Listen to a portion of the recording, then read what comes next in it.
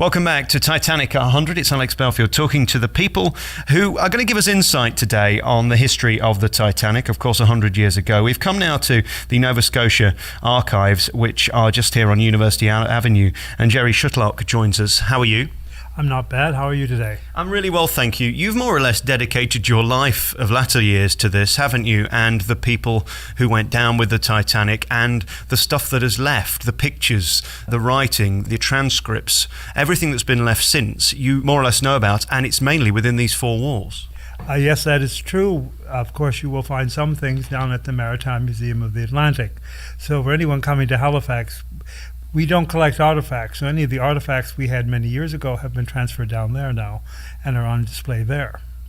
In terms of what's left, there isn't a lot, is there? I know it's surprising when you start researching this that there aren't many pictures, for example.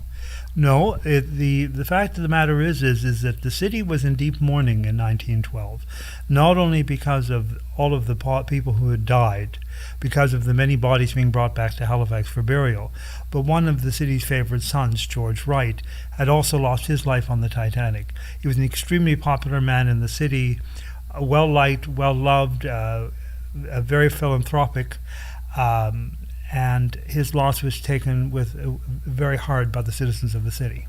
And this man was the founder, really, of the integration of classes, wasn't he? He tried to get people living within the same communities of different class. Yes, he had a very interesting, there was a concept in the late 19th century, early 20th century of what were called mixed-use subdivisions. And George put his money where his mouth was and built a subdivision of upper middle class, and working class people all living in the same subdivision. Obviously the houses were of different proportions for different people. And it seemed to work very well. He also made the first high-rise buildings as they were in the day. There were only 4 or 5 floors, but even so, they were high by that day's standards. Right. He became what today is not necessarily considered a favorite word, a developer in Halifax. He had built both the Wright Marble Building and the St. Paul Building, which at the time of their building were 2 of the largest buildings east of Montreal, and they were, as you say, 6- and 7-story buildings. The impact of the Titanic on Halifax, I think, will go on forever, won't it? Because the story keeps developing. I was just asking you earlier, are there likely to be more photos released? And it does seem like every now and again we do learn something new.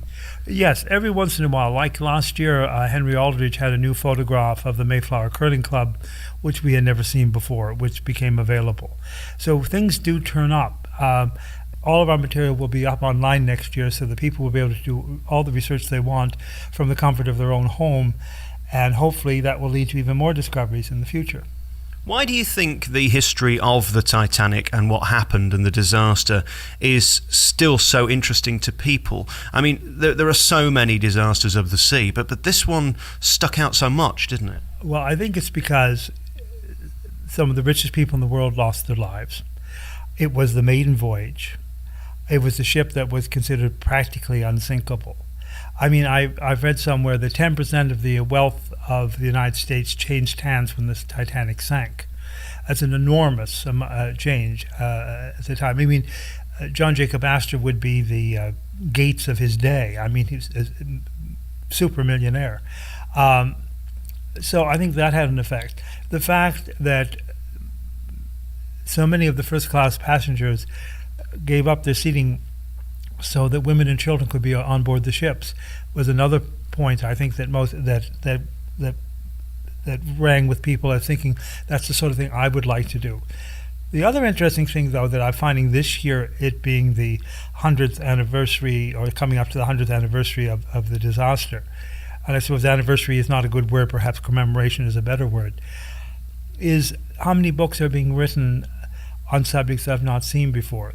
In the last year, for instance, there are 3 books out on the band.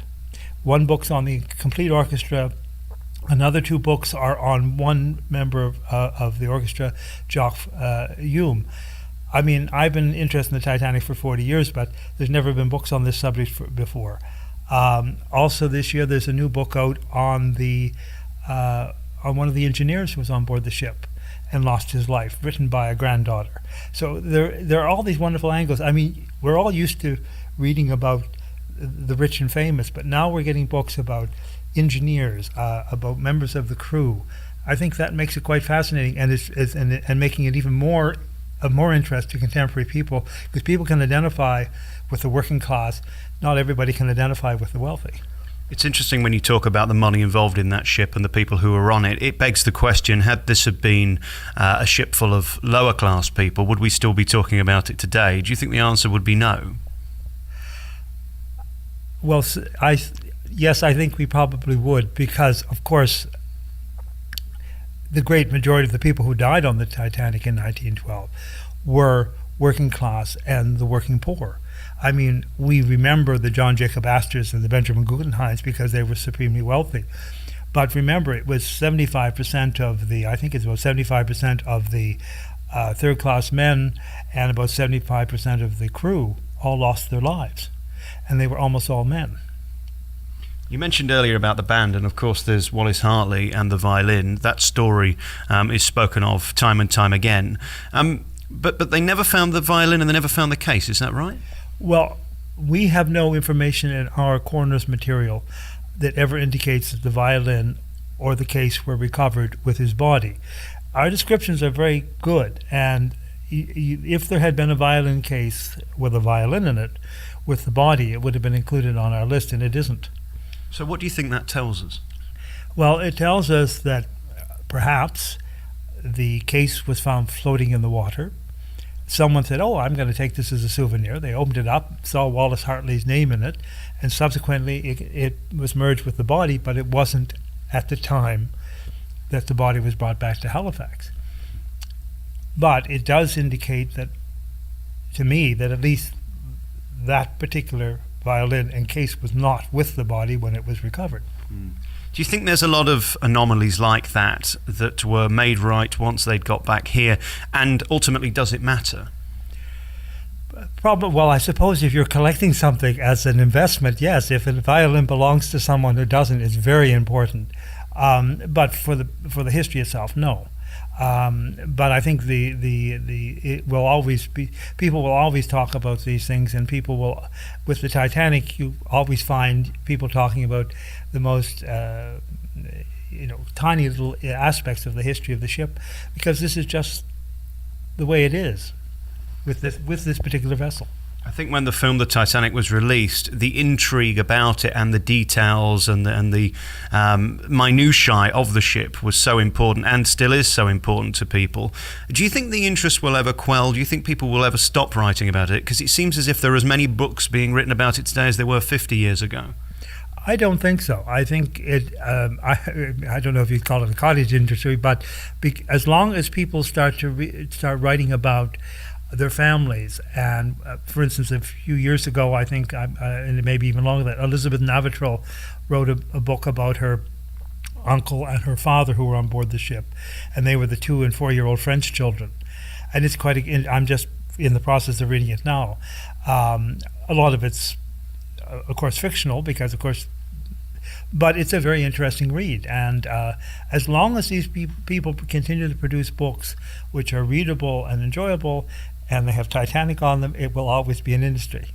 What is interesting about the media today compared to 100 years ago is the fact that when a disaster happens, we get to see everything. We get to see the dead live on TV with rolling news channels. In those days, we didn't have that, and there was a certain decorum, wasn't there? I mean, I was talking to you earlier. I think there was only something like 7 or 8 pictures of people who were dead that are out there. That they really were very protective of what was filmed and what was shown in the press. Well, the one thing that they made sure is that the coaling wharf, or the flagship wharf, which is where the bodies were brought in for both the Mackie Bennett and the Minia, the newspaper people were allowed on the dock, but nobody was allowed to be there with a camera. No cameramen were allowed. No cameras were allowed. No film was allowed to be taken. There's a story, for instance, of a young American filmer going on top of a hotel to photograph into the dockyard, being caught by the military police. His camera was confiscated and his film was exposed and destroyed because they thought this was inappropriate. As they say, Halifax was a city in deep mourning in 1912. It's fascinating to realize that a lot of the cities, the shops were all in mourning. very much like when Queen Victoria died in England. The same kind of atmosphere was here, which was not a very happy one in 1912. Of course, we're looking back 100 years this year and finding out even more as the days go on. For you, is this continually fascinating? I know you're working hard with the website, making sure everything's online for the world to see. Does that give you some form of affirmation, I suppose, of your career, really, that it's going to be out there in the public domain and people will still keep searching it and reading it? Actually, I've never thought of it that way. I suppose it will. I mean, unfortunately, I don't make there's a difference between me choosing a collection and putting it up online, which of course is my judgment. This is going to be everything we have. So therefore, I have very little to do with other than saying, put it all up. Give me the website so people can find it. Our website is www.gov.ns.ca/NSARM. That couldn't be more complicated, could it? Give me one more time. www.gov.ns.